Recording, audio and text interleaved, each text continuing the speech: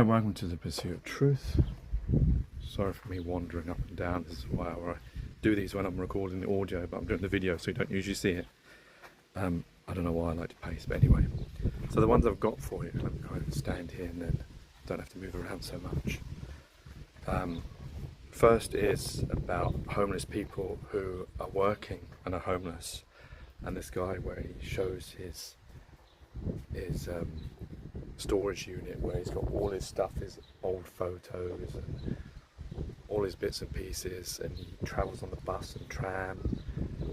I can't imagine how difficult that must be, and I guess he washes in sports centres or whatever, and then carries on his job, and then when he's finished his job, and everyone maybe not even knowing that he's finished his job, and then he's going to go be homeless.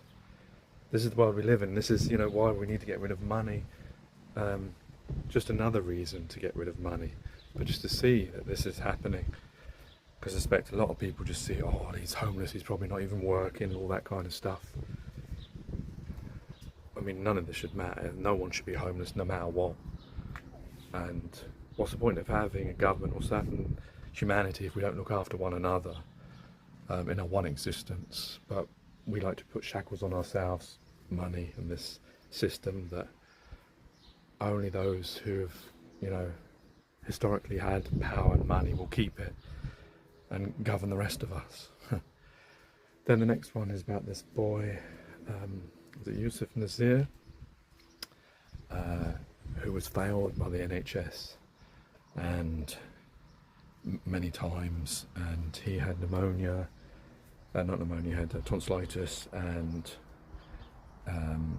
I guess eventually the tonsillitis got out of hand, and then he couldn't breathe, and he was left to die in hospital while he couldn't breathe. And I don't know, Alina, she had, when she was 1, I think, or just before, she had tonsillitis. They gave her antibiotics, but it's just like, it seems like they're failed by GPs, by medical staff, by numerous, and I just wonder myself whether it's to do with like Islamophobia. We do know that when it comes to births that people that are not white tend to have more mortality, whether it's mother or baby, and there is obviously this undercurrent, either it's unconditional bias or racism or whatever it is. So I do wonder whether that played a part in this or not. But it was such a sad story to hear that, because you think, like, it seems unfathomable to think that, how is it possible that, I don't know much about medicine, but I know that if you have tonsillitis, there is obviously, if it's really bad, and if it's bacterial, there's the risk of, you only need to Google this. You don't need 7 years training to know that it could close your airways and you could end up struggling to breathe. I don't understand how, just because it was done over the weekend, and I know myself, I always hate when, my wife or my children or me are ill on a Friday, because then there's no GP, and it seems like, I don't know, is the hospital service not the same as the police and ambulance, where they have to be, or even Tesco's employ people 7 days a week to be there all the time. Well, they've reduced hours on Sundays, but still they're there. But that's because they're making money. I guess the NHS is publicly funded, but they were saying there was no senior clinicians on to make these important decisions. But I wouldn't have thought it would need a senior person to know that, okay, this person's got tonsillitis, they need to either be given antibiotics or intravenously antibiotics, or a tracheotomy or some kind of pipe, just to make sure if the airwaves are getting where they can't breathe. But the way it's described by the parents is that this baby was just left to die, and that's just like, seems unbelievable that this could happen. But just such a sad story, that's why I wanted to share that one. And also Gaza, there's 3 bits. One is a British doctor describing what they've seen, an American doctor describing what they've seen, and then this special envoy, Steve Witkoff, who went there, who looks like he's been shown, as they expected, sanitised view. The only problem is with him going to see the American and Israeli-backed humanitarian aid is the fact that it is American and Israel that are doing it, and so it wouldn't be in their best interest for Trump to send his envoy to then poo-poo on their own thing and say like, oh yeah, it's not working. So I don't know if there's more to come from this, but Sky News just describes it as he went to a briefing and they told him they're giving out 1 million meals. I don't know, did he actually, it may not have been safe for him, and that says something, to actually go to one of these. Because I mean, you can't just go all the way to Israel and sit in a briefing and be told by IDF or by Israeli cabinet that, yeah, we're giving 1 million meals. Nothing to see here. I mean, that would be ludicrous if that's actually what happened. I mean, he should stay there for a few days, walking around Palestine and seeing it at Gaza. But I don't think that's what happened. And of course, obviously, if they are doing things, then they're not going to do them on the day that Steve Witkoff is there, is it? So it's like, this was an impossibility of getting an independent view. It wasn't I don't think there's such thing as independent anyway. And then at the end it has about, obviously, Palestine being France and the UK and other countries recognising Palestine, which is something that apparently has been in manifestos for years and hasn't been done. I don't know how. I thought Palestine was there before. Was it unrecognised and then recognised? I don't know, but this is such the stupidity of the system that we live within, that you can only recognise something if these conditions are met and this person has signed it. It's like, well, I don't believe we should, all land is all of ours and we all should share it, and we should stop all these divisions, because it creates, like these incidents on and on and on, as we've seen throughout history, because of dividing ourselves as humanity, whereas we're actually all intrinsically, the fundamental truth is we're all human beings and the rest is man-made constructs. Anyway, yeah, but they were talking about how it's like rewarding Hamas. Yeah, I think the timing is wrong. I mean, and like Bob Geldof said, it's a distraction.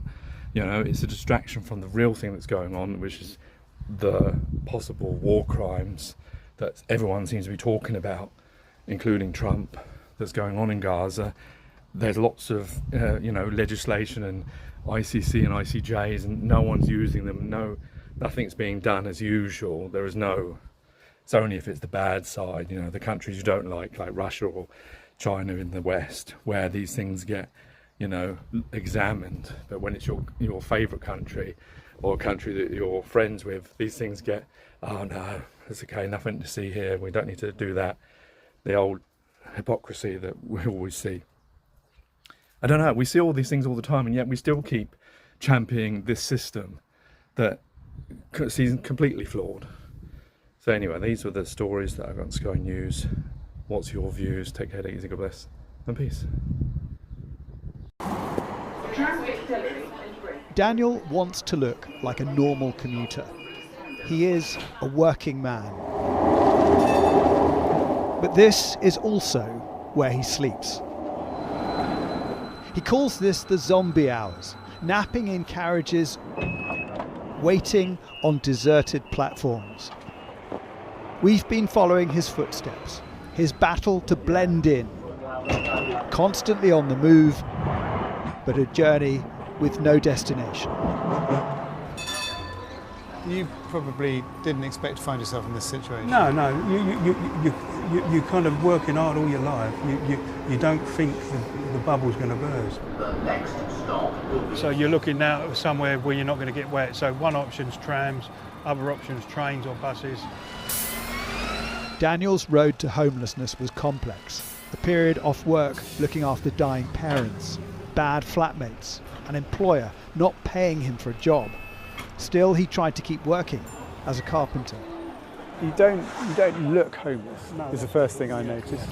What's it like waking up and trying to go to work when you've spent the night on the street? The worst thing is you kind of become zombified because you don't get a night's sleep. Daniel has a bag system, a carrier for dirty laundry, rucksack for clean, a small essentials bag on top. He does his washing and showers at the Croydon Crisis Centre, where staff say a growing number of his demographic are presenting as homeless. When we talk to people experiencing homelessness, there's the kind of stigma and shame that goes with it. most people are thinking they, are going to go into later life with savings and security, and actually, the cost of housing alongside kind of lower wages is meaning that for lots more people that just isn't an option. A crisis survey has found more people on the cusp of homelessness in the twilight of their working lives. Daniel says being homeless makes it harder to do his job. Me not being able to work skillfully with tiredness, lack of sleep, lack of washing facilities, and lack of food. And you actually keeping yourself clean and looking after yourself. You don't change the person you are. Daniel has one way of holding on to who he is. His last foothold on normality, a lockup where his stuff of life is kept in storage. 1958. 1958. So your mum and dad, yeah? Yep, on their wedding day. How important is this? Well, this is my world. This is what I've created over the last 50 years. Yeah. Everything from emotional memories to tools that make me money to put me in a shelter or a house. It gives me hope. It gives me some sort of reason. Cup of tea? We catch up with Daniel a few weeks later at a local soup kitchen where staff say the clientele includes working people who can't afford food on top of their rent. Who comes out at 9:30 at night for a sandwich and some soup unless you're desperate. So, and it's sad that tonight we've helped nearly 70 people. Things have changed for Daniel. He hasn't had work for weeks, but he's still on the move. His attempt to stay under the radar has recently failed. He's been fined for not having a ticket on an overnight tram. I normally do a loop around the park, through the car park, just to see if there's any cars or any people about before I get my head down. So he's changed his sleeping arrangements to a local park. So this is where I lived last night. Well, the weather is a big element. Tonight could be a night that I might have to make a move, but I shall deal with that when it happens. Daniel tucks in. Bed down, fully kitted up, because you don't know when you've got to make a move. And chains his essentials bag to his belt. And you wouldn't hide yourself in the bushes? Why would you do that unless you're up to something dodgy? I don't know, just so that people wouldn't see you. No, well, listen, I'm homeless, so it's... Okay, no, but Daniel refuses to be defined as homeless. Get me gloves ready.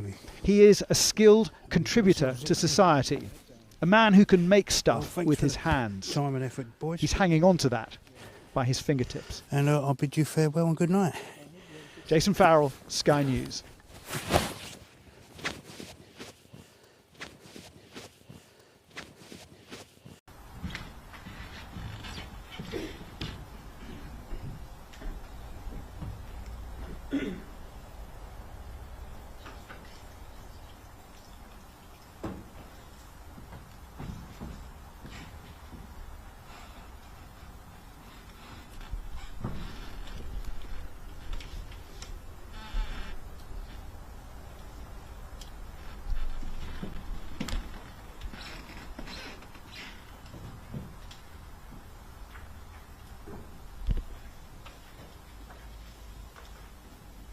Good morning, everyone. My name is Wade Udin, and I am Yusuf's relative. Thank you all for coming to the family's press conference following the publication of the second investigation report into Yusuf's death. Many of you will know about some of the tragic circumstances surrounding Yusuf's death at Sheffield's Children's Hospital on the 23rd of November 2022. Shortly, you will be hearing from Zahir Ahmed, Yusuf's uncle, about the NHS failures, Sonia Ahmed, Yusuf's mum, about the impact on the family, Anna Thwaites, partner at Bindman's LLP, who is the family's legal representative, about the family's journey and next steps, and Sarah Champion, MP for Rotherham. Thank you.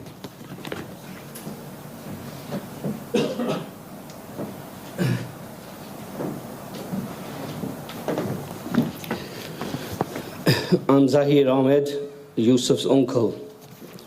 CCTV footage has been viewed by the family and the investigation team at Rotherham Hospital A&E department.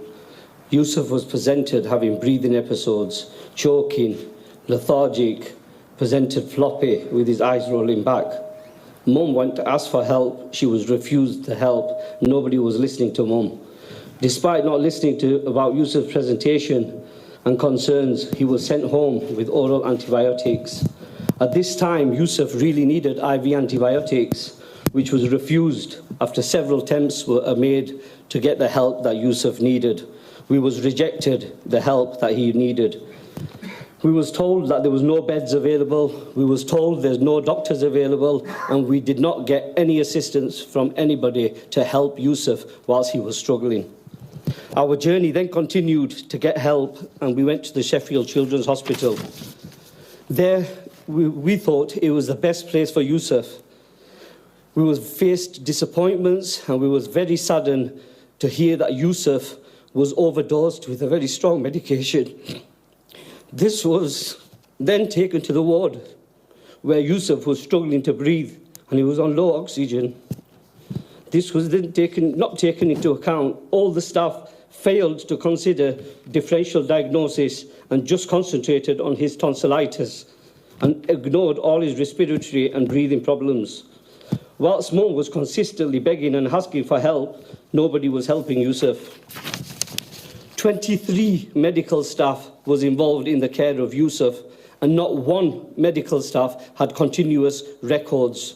All the nurses and the doctors, junior doctors, were making very complex decisions about Yusuf without any senior support over the weekend. There was no support given to anybody that was making very complex decisions. Yusuf was prescribed with a very strong morphine to control his pain on a Friday. The report has revealed no medication was administered, no medication was given to Yusuf all weekend. He was left to suffer. Yusuf was also prescribed medication for helping him breathe. On Friday, before he died, nothing was administered till Monday, when it was too late, when he entered the ICU. They failed to treat him and help him. The report shows that a 10-year-old cannula technique was used on Yusuf. 10 years expired, which expired in 2015. Sheffield Children's Hospital still used this technique, which caused the cannula to burst and all the medication to pour all over the bed and blood all over the bed, and none of his medication has been received. Yusuf was failed all over the weekend, and it's very sad to say Yusuf was left to die over the weekend. 13 opportunities were missed in escalating Yusuf's care. There were clear indications of high scores exceeding 7+, clinical indications to show that Yusuf's condition was very severe. They were all ignored. Anything over 3 needs serious escalation, and nurses and doctors need to be informed. Nobody was informed about Yusuf. Yusuf needed escalation 4 days before he lost his life. Experts from the investigation company confirmed to the family that Yusuf's body was shutting off and he was dying days before he died. There were signs of Yusuf's going through kidney failure 4 days before he died. His nervous system was collapsing. This is before he went to the ICU. This is before he got the help from anybody. Video evidence by experts has been seen, and it's clear that Yusuf was going through severe to moderate to severe respiratory failure. What has my baby Yusuf done to anybody, and is it his fault that he was ill over the weekend when Sheffield Children's Hospital had no support, no doctors and nobody available? There was nobody there to help my Yusuf whilst the family was asking and begging for help and treatment, and it was all denied. He was just left dying. Every minute we were sat with him, we did not know that Yusuf is dying every second. This is a children's hospital that nobody listened to Yusuf's mum. Everybody ignored the seriousness of his illness. Yusuf was simply left in hospital bed under the care of NHS, and inconsistent clinical assessments, poor documentations, and he was just left in their care just to die. Inadequate training was being given to staff at Sheffield Children's Hospital. Over the weekend, there was no senior support. The family and I had to experience a long resuscitation. We experienced seeing Yusuf getting pressed, his chest getting pressed by 6-foot-plus doctors over the 10-minute period each, and it was going on for over 2 hours. Yusuf went through electric shocks to get his life back. Nothing could help him. Nobody helped him. It was too late. To experience what we experienced in the resuscitation, we wish that this could not come upon anybody, and the NHS really need to get their act together and make sure this does not happen to any other family, any other child, and things are in place. Ultimately, we want an inquest to find out the cause of his death. We do not still know how Yusuf has died. Despite all these failings, despite all these issues that we've had, we still do not know how Yusuf has died. We want answers. We want an inquest. An inquest will tell us how Yusuf has died, and this is what the family are demanding. Thank you.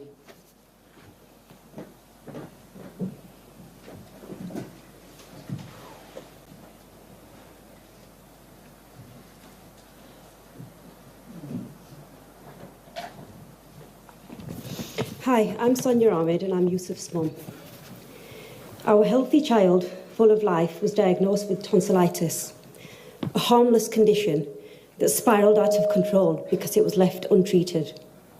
Despite begging for help at every step, including Rotherham, the GP, Sheffield Children's Hospital, we were faced with repeated rejection and delays from healthcare professionals. The failings we faced during this critical time led to the unimaginable and the traumatic loss of our child. They say a mother's instinct is a powerful thing. It can neither be ignored nor explained, yet my concerns were ignored each and every time. My son was left to die right beside me. He was crying in pain, yet received no pain relief. A 10-year-old cannula technique was used, causing it to burst, meaning along with no pain relief, my son received no medication. Junior staff were making complex decisions, while not a single consultant or a senior member of staff was in charge of his care. The report concludes that 13 missed opportunities to escalate Yusuf's care, all while I was trusting the NHS to protect him. They failed him catastrophically. Why was my son treated like a number on a list and not a living, breathing child desperate for help?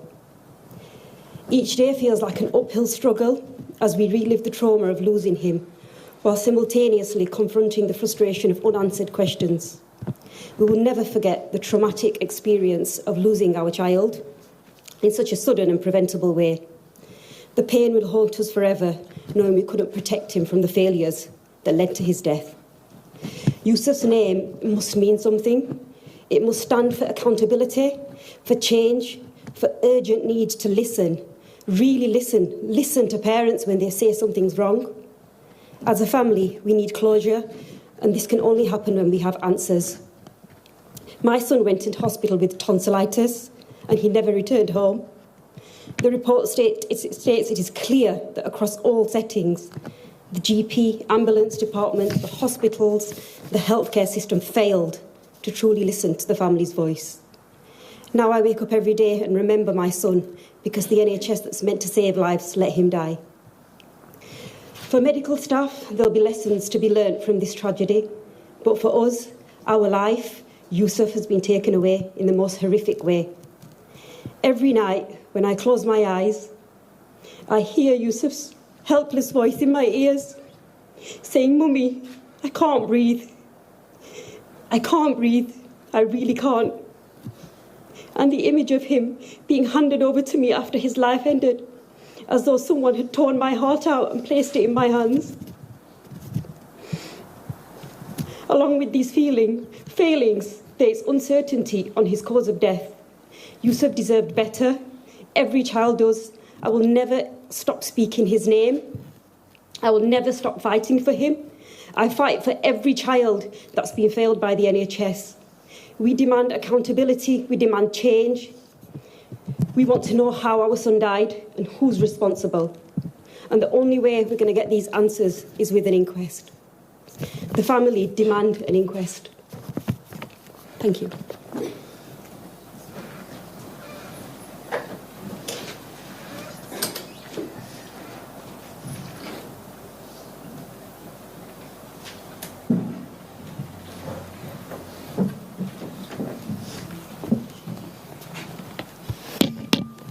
Hi, I'm Anna Thwaites and I'm the lawyer that's been working with the family for the last 2.5 years.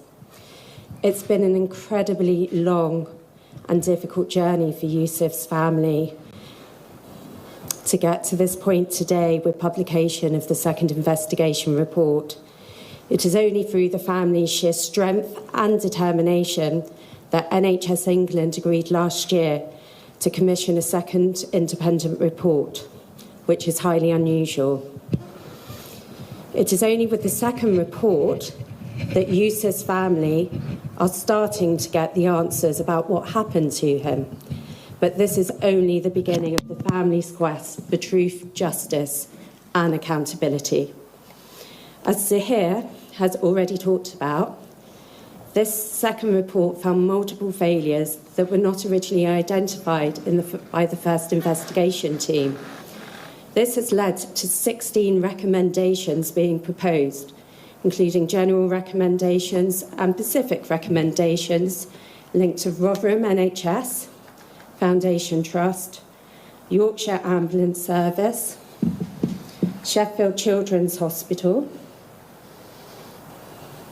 expert recommendations, there's family requested recommendations and also national recommendations.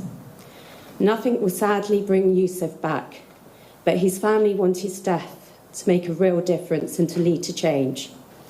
This is why Yusuf's family seek assurances that all proposed recommendations will be implemented in full and ask the organisations to meet with them to discuss how they will be taking these recommendations forward.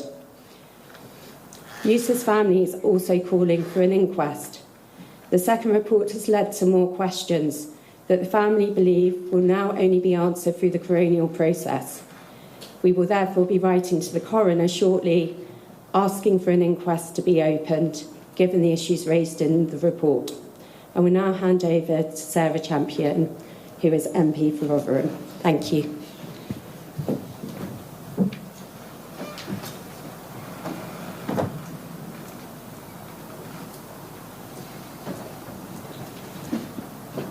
Can I start by saying how remarkable Yusuf's family have been? Yusuf went to his GP with tonsillitis. He ended up in hospital and never came home. That is something no family should ever have to endure. But Yusuf's family have acted with professionalism, with grace, with responsibility, and with a drive that I have not experienced before, because they do not want any other parent, any other child to go through what they have done. And I honour and respect you for behaving in this way. You have truly been remarkable, and I am deeply sorry for your loss.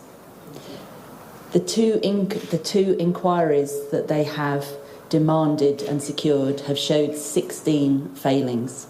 I will stand with the family to make sure that every one of those is acted on, because that is the only way we can prevent this happening in the future. But still now, they do not know why their beloved son died.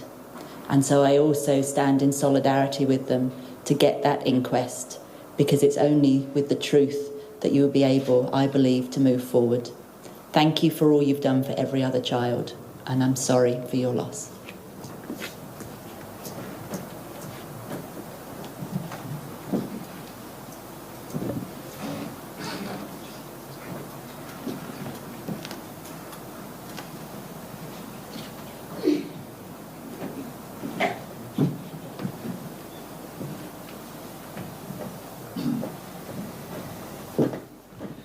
We're now just going to take some questions and answers.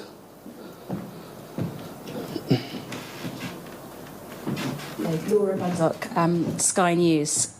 Can I ask you what surprised you most in this report, and to what extent do you still have confidence or faith in the NHS right now?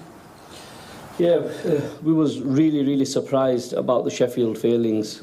The way Yusuf was neglected in Sheffield, the way the family was treated in Sheffield. We did not expect as much to be done in Sheffield, what was done to Yusuf.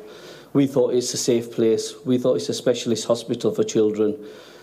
The least they could have had is doctors to help Yusuf. The least they could have had is the ability to listen to parents' concerns. But Yusuf was failed in a specialist children's hospital. If that's what's the treatment what we're going to get, then there is no NHS. Thank you. Chris Davis-Smith, Hits Radio, South Yorkshire News. I just wondered, obviously you've got to write to the coroner still at this stage. Have you got a time frame in mind for when you'd like the inquest to get up and running? Ideally for the family, we want the inquest now. We're demanding an inquest to be opened immediately. We've not got any response or anything from the coroner. We're not in any communication at the moment, but we demand an inquest to be open today.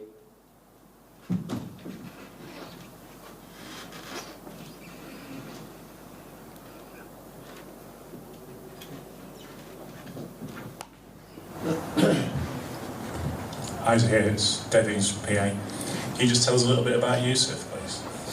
Yeah, Yusuf was a very, very active little child, full of energy, full of life, full of a bright, bright future ahead of him. He was loved by all the family. He was a very little special child, a child that was like an adult, was behaving like not a child would behave. He was very, very different. He was very quiet. He was such a jolly little boy, full of energy and full of life.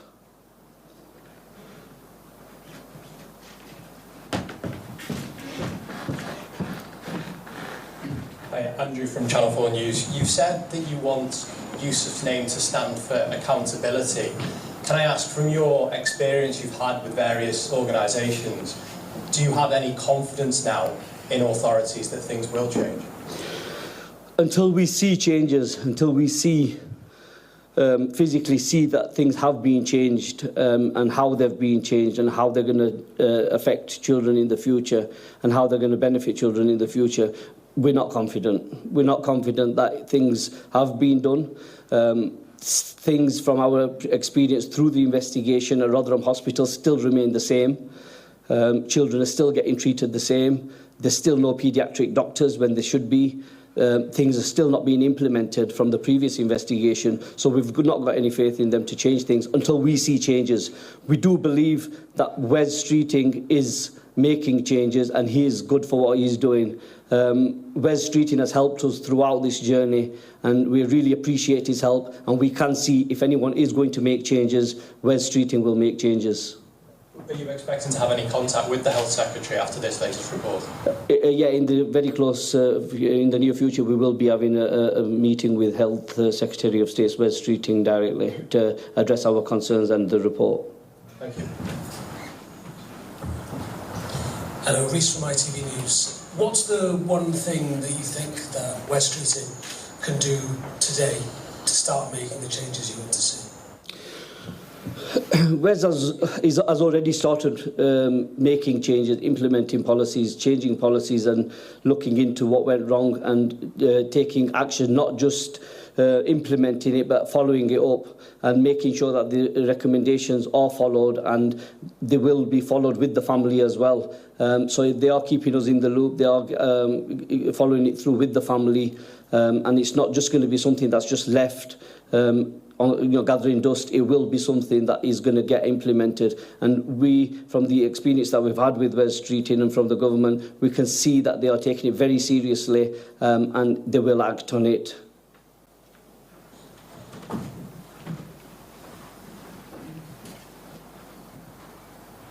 Thank you very much. We'll be taking some one-to-one interviews shortly. Thank you. Well, that was Zahir Ahmed, the uncle of Yusuf Nazir, who died in the north east of the UK following failings at his hospital. He had suffered from tonsillitis, and following that diagnosis by his GP, was later rushed into hospital and never came home. We've been hearing from his uncle as well as his mother, his solicitor and their local MP as well, who said that following Yusuf's admission to hospital, there were 23 different failings that resulted in his death.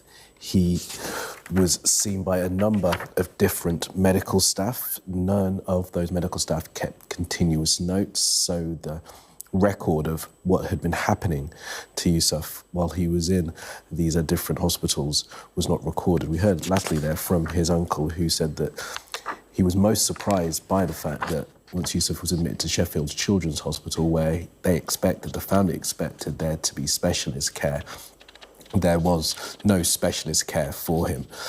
They were seen by a number of junior doctors. No senior consultants spoke to the family. We heard very movingly during that news conference from Sonia Ahmed, Yusuf's mother, who said that despite begging for help, she faced repeated delays from the healthcare professionals. She said that a mother's instinct is powerful, and she was left with her son crying in pain next to her as he died. She said, every night when I close my eyes, I hear his voice in my ears saying, "Mummy, I really can't breathe." Now, the news conference was arranged following 2 reports now from the NHS in England, from the Sheffield Children's NHS Foundation Trust and the Rotherham NHS Foundation Trust as well, who found following the second report those failings. A number of failings found in the second report were not included in the first reports, leading now the family to demand that there be an inquest carried out into how and why Yusuf was able to die in this way. The solicitor acting for the Ahmed family saying that they will be writing to the coroner to demand that inquest. We also heard that repeated from Sonia Ahmed too, as well as Zahir Ahmed, Yusuf's uncle. They have a number of questions they want answered. They want to know why it would seem as if there weren't records kept from each of the medical staff who ended up seeing Yusuf over that period in which he died. He first went to his GP. His mother first took him to the GP on the 15th of November, feeling unwell with a sore throat. We heard from Zahir Ahmed's uncle then that he eventually was admitted to hospital, but was sent home with some antibiotics, despite the fact that the doctor who had seen Yusuf in hospital had said that it was the worst case of tonsillitis they had ever seen. The family were told there were no beds available for Yusuf to be cared for in the hospital, hence the reason that he was sent home. He died in November of 2022, following, as their family see it, the failings of treatment to maintain Yusuf, keep him alive and care for him adequately.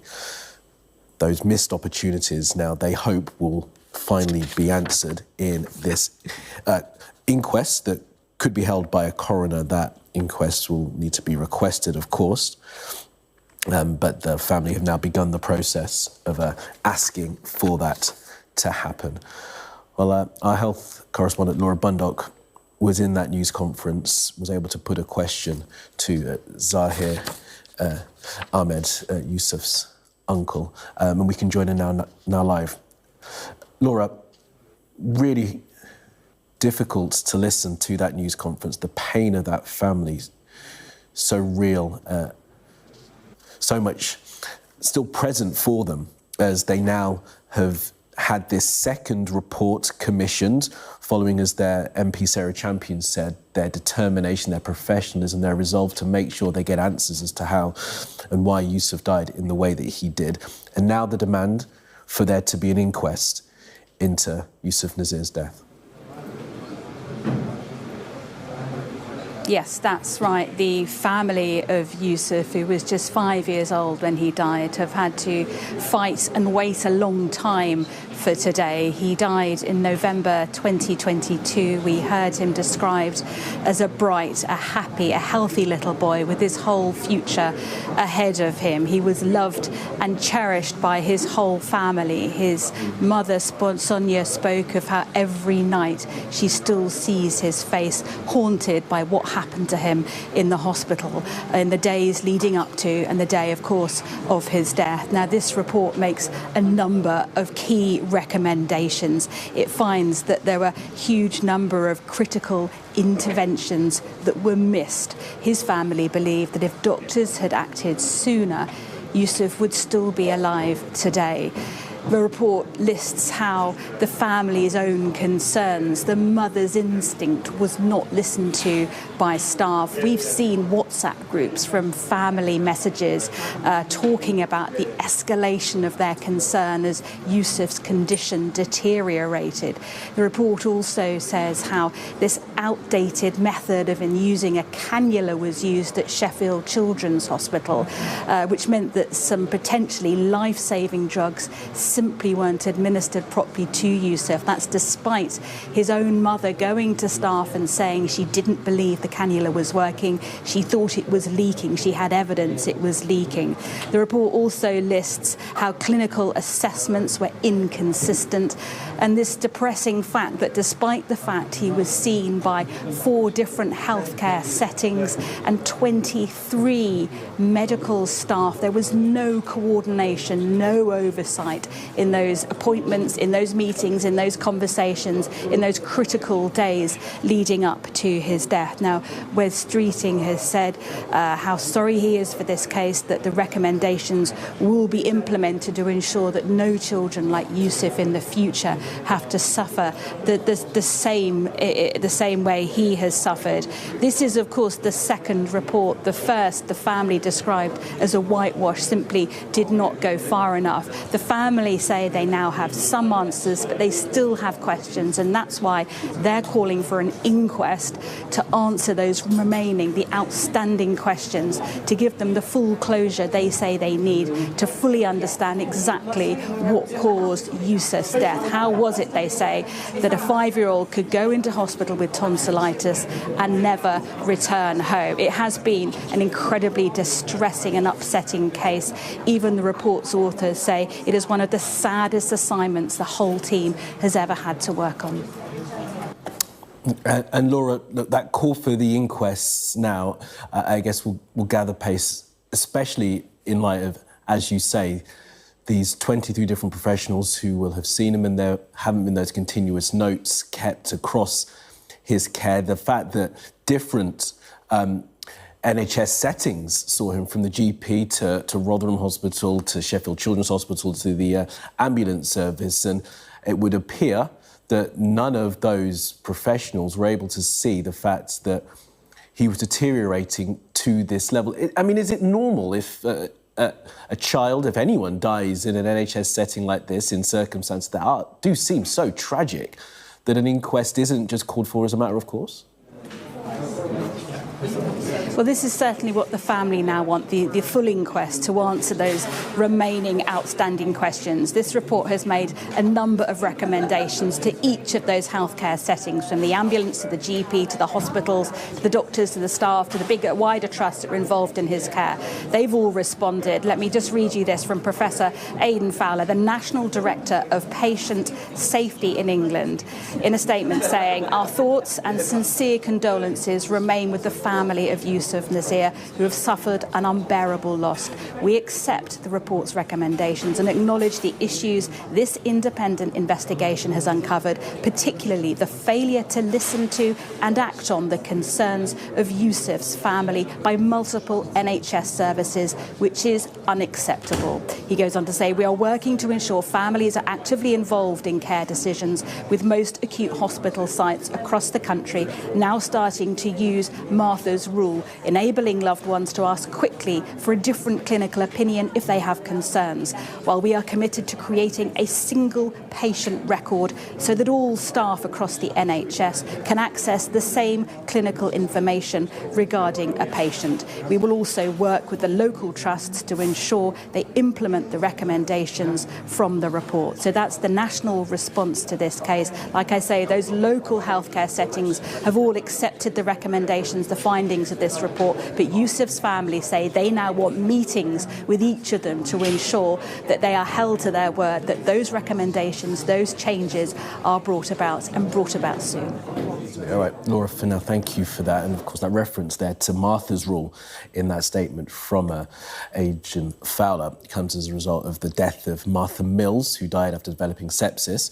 And there were repeated missed opportunities to treat Martha Mills. Her family fought for that change to the law to allow for there to be a second opinion as a matter of course for families who feel their loved one is not being given the care necessary. It's called Martha's Rule, and of course wasn't in place in time to help Yusuf. The US Special Envoy Steve Witkoff and the Ambassador to Israel, US Ambassador to Israel Mike Huckabee, have inspected a food distribution centre in Gaza today in their first visit to the area. This comes after the UN warned that famine conditions are tightening their grip, in their words, on the Gaza Strip, with an increase in malnutrition-related deaths. Joining me now is Nada Al-Hadithi, a UK doctor who's just returned from Gaza. Nada, appreciate you joining us. We'll go to your experience in Gaza in a second, but now you're back and reflected on it, what has it made you think about? Just makes me feel that we need to have a ceasefire now. We need to get humanitarian in now. Should have done it months ago. This situation is absolutely desperate, and a school classroom of children are dying every single day. When you were there, did you see the increase in malnutrition before your eyes? Yes, absolutely. From the first week I was there until the end, 3 weeks later, it was a tangible difference in the amount of starvation and the emaciation of our patients. Even the severity and relentlessness of the bombings was worse. I mean, it was mass casualty after mass casualty, with people being blown up in their tents, which were meant to be in green zones. The situation was catastrophic. And some of those people who were shot at by drones in their tents were some of your own colleagues as well. One in particular, a father and his children were killed. Tell us more about that. So Ahmed Salah was the most patient, joyful, hardworking man I've worked with, and he always had a smile for us. He was always concerned about us, and we were like, we're here to help. He's like, are you okay? He was dedicated community service, and he was a really skilled practitioner in theatres as a scrub nurse. And he was followed home one day, and this is eyewitness testimony from other healthcare workers in the hospital, by a quadcopter drone. And it didn't kill him on the route where he was on his own. It waited until he was in his tent and greeted his 3 children and killed all of them. And their bodies were brought to the hospital. And it's a real loss. This isn't just one case. His case is devastating to me because he was my friend. But actually, more than 1,500 healthcare workers, according to the UN, now have been killed. And in Nasser Hospital alone, more than 10 scrub nurses have been killed. And this has direct impact on the quality of care we can give our patients. And if you just step outside even more, the staff members themselves are starving, their family members are being killed, and yet they're still coming to work. Never before have I seen such dignified, committed people. We heard from doctors in recent days, also working in Gaza, urging Steve Witkoff and Mike Huckabee to visit the hospitals to see for themselves what is, in their words, really going on, and not the aid distribution centres. Did you yourself, obviously you saw what was going on in the hospitals, did you yourself see what was going on outside at all? Did you see those aid distribution centres? Did you see the rushes to get that food that people so desperately need?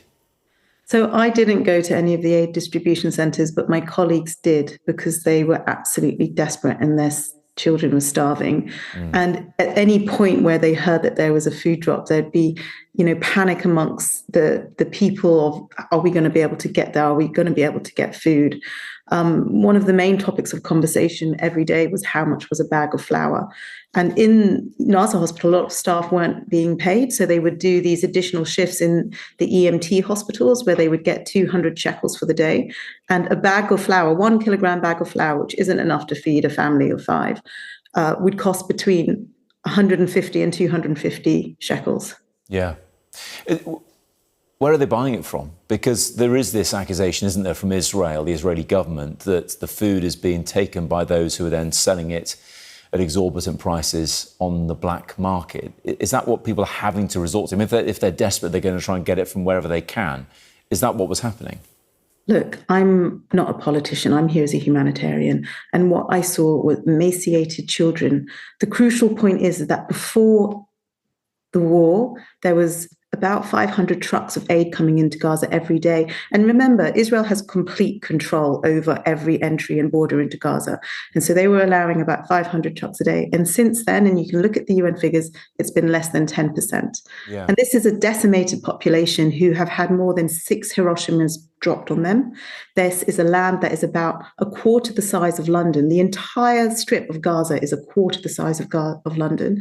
And they've been moved into 14% of that land because 86% is been called an evacuation zone, and they've been actively bombing those areas. So now you've got 2 million starving people in the same size as Exeter, which in our country, in our census in 2021, had 130,000 people in it. That's 2 million people with no water, no sanitation, no food, no medical supplies. On the 22nd of July, when I left, Israel Army bombed the WHO medical warehouse. And there were people on my convoy with me that were still shaking, that literally were lucky to escape with their lives. And these were international volunteers. They were told to evacuate at 4:00, and the big tanks came rolling through the compound gates at 11 a.m., shooting at will. And there's no accountability. All you have is our testimony, because journalists, as you know, aren't allowed in. We certainly do know that, yes. There have been embeds, of course, but very carefully controlled by the Israeli authorities. I think it's also fair to say there is that border with Egypt, which is also sealed shut, and no aid can cross that either.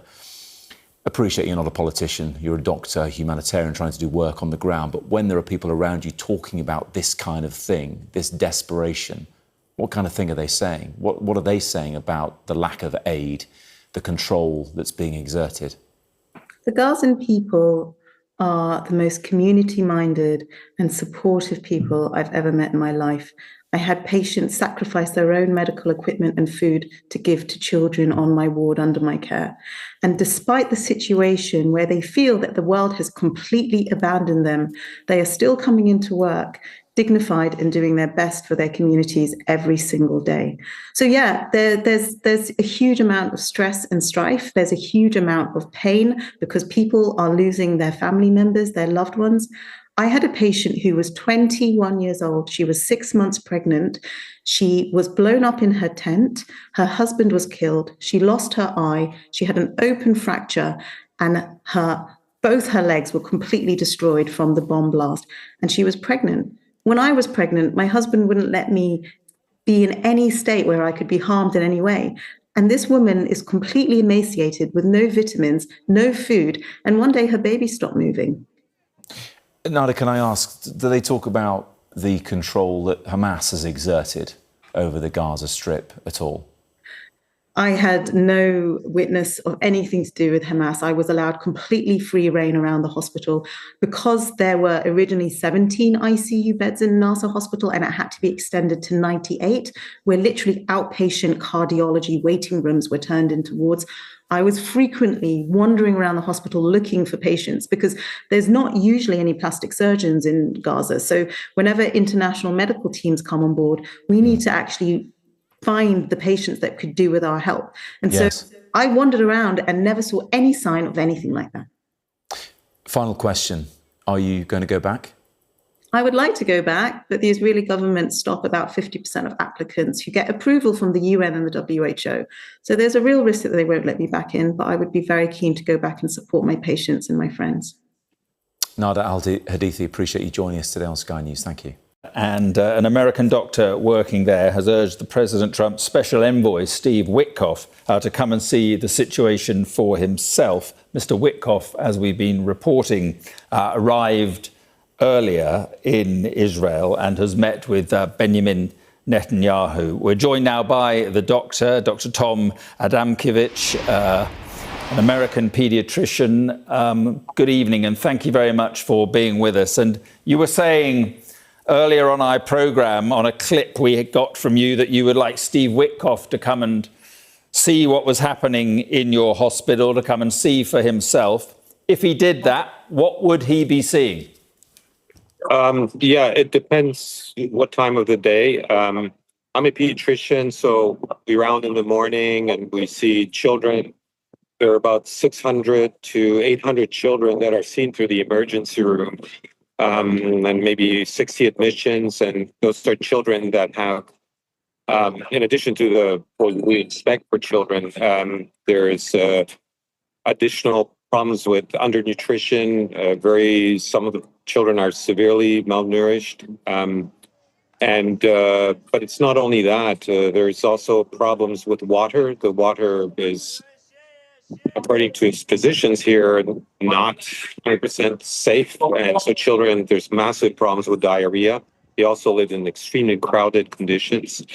So there's rampant infections, meningitis. And so all these children ended up on the ward. And this hospital is the main referral hospital. So all the local, temporary hospitals, NGO hospitals refer patients into this hospital. And and there's very limited resources. I mean, there's a shortage of antibiotics and other equipment, and so it's a very difficult situation for the staff that works here, which is absolutely heroic. And they're all gaunt. I mean, all the pediatricians that work here are gaunt. The nurses are gaunt, and food prices are extremely high. Like a kilo of sugar or meat can cost up to the equivalent of $100, and so there's a scarcity of food for everybody. And then when 11 to 15-year-old boys go out to fetch food, one of those distribution points, they get shot at with very high power munitions. And they end up, there's these mass casualty events every day, like you would see maybe once in a while in the whole of Europe, like once every 2 years. Here it happens every day. The ER is just full of people, and including teenagers that have bullets. And those are people from regular families that just went to pitch. And it's just absolutely unacceptable. It's a barbaric situation.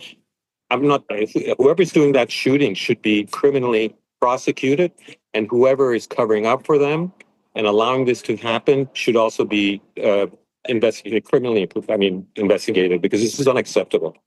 Well, the allegations are that Israeli forces have been doing at least some of the shooting. They deny that. They say that it's chaos caused by Hamas. But on the malnutrition, doctor, and on the hunger, do you see that getting worse? Well, I've only been here, so this was very first impressions. I've only been here 3-4 days, so I haven't been here long enough. So, but from what I hear people say, yes, things have gotten much worse compared to last year, for example. Absolutely. This is just becoming a very grim situation for people. And there are aid drops, apparently, with medicines. There are some lorries apparently getting through, we're told. But the aid, the food that you need, the supplies you need at that hospital, is any of that getting through at all? Well, I think there is some food that gets into the hospital itself through some NGOs, I believe, I was told. But it's sparse. It's it's rice and lentils every day, so that's everybody. That's what everybody gets, and so yeah. But if you don't get more food, more medical supplies, clean water soon. What do you fear could happen in Gaza?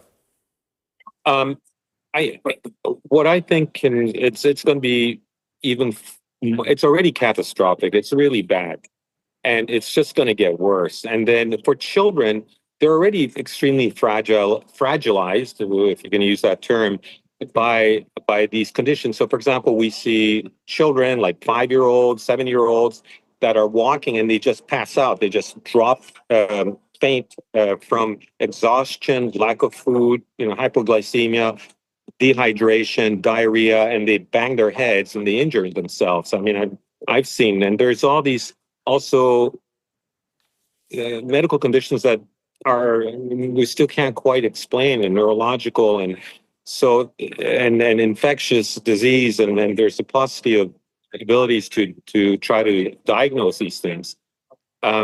So I could see this only getting worse, and there's no reason for that.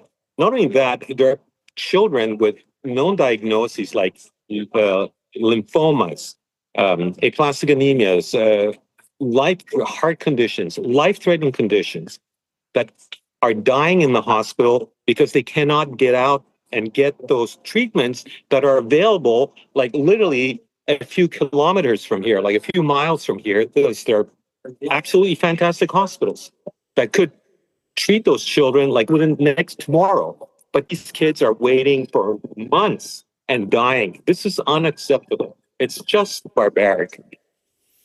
And so, just finally, what would your message be to Steve Witkoff, then, who has been sent there by Donald Trump to find out what needs to be done? What would your message be to him? Well, to Steve Witkoff and Ambassador Huckabee, who is a good Christian, to come here. I'll meet him here, right there. There's the line. There are tanks there. I'll just show you. There were tanks that were running across behind those buildings a couple of days ago. They can deconflict it. I'll meet them in person, and then we'll walk into the hospital, and I'll show them things. With the staff here. Please come and see. This is those are also part of this territory, and he's the ambassador also for these and people here. So come over here, Ambassador Huckabee. Let's have a walk through this area. Dr. Adamkiewicz, listen, I appreciate you coming on the programme and telling the story of what is happening there. Thank you very much indeed. Thank you. Thank you.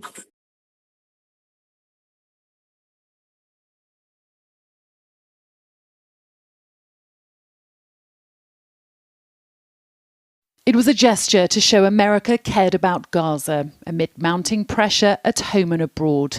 Trump's envoy, Steve Witkoff, visiting one of the controversial Gaza Humanitarian Foundation aid sites with US Ambassador Mike Huckabee, who said the visit was to learn the truth. We received briefings from the IDF and spoke to folks on the ground, he wrote. GHF delivers more than 1 million meals a day, an incredible feat. The US delegation saw a very different picture to the images we receive of the same site on other days. People rushed to nearby Nasser hospital after a crush at the site 2 weeks ago. And during Mr. Witkoff's visit, this large crowd of Palestinians waiting for food gathered just a mile away. It's not clear if he saw them, but it seems they don't feel heard. I call all the nations, I call all the world to bring aid through land ports. This way is a humiliating method. We have malnourished and starving people in Gaza. This way of giving aid is unfair to families. The backdrop of Steve Witkoff's visit is very different to his last in May. This time, Palestinians are dying of hunger. This time, France and Spain were airdropping aid into Gaza, after the new aid system backed by America has proved lethal and flawed. It's an unnerving time for many Israelis who feel they're losing international support. Outrage over Gaza has prompted key allies to recognise Palestinian statehood. The last couple of days have been pretty depressing. Why is that? Well, personally, I feel that one of the biggest crises that Israelis are feeling is the is the betrayal of the Western world. And the feeling in the last couple of weeks has been that there's an international diplomatic tsunami coming our way. October 7th was like a nuclear bomb that dropped on the peace world of people trying to bring people together, because it totally devastated the sense of trust that we've been trying to build up over years. In the distance, the highly contested old city of Jerusalem that both Israelis and Palestinians claim to be their capital. Mr. Witkoff visited the Western Wall here after Gaza, leaving a message of prayer for the hostages and an end to the war. It's not clear what change, if any, will come from this trip, but there's not a huge amount of confidence in reports Israel and America have a new plan for Gaza. Sally Lockwood, Sky News, Jerusalem.